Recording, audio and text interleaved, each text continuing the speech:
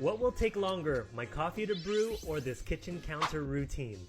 Let's go. We're gonna do 4 exercises, 20 seconds each, starting with mountain climbers. This is a great routine to strengthen your hip flexors and your core. If you have one of these coffee makers, you know it's pretty fast, but you could definitely squeeze a micro workout in while waiting.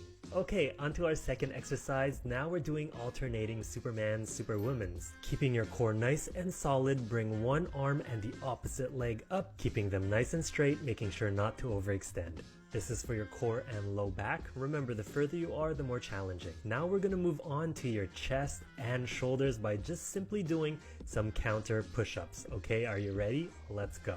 Bring your chest down nice and slowly towards the counter and then push yourself back up. Keep your back straight and your core tightened. I love micro routines just like this. You could squeeze them any time of the day whenever you have free time. This could be something you do every time you brew your coffee. Okay, let's switch it up. To the last exercise, we're simply opening up those hips, bringing our knees up and then to the side. Hold on to the counter for balance and follow your natural range of motion.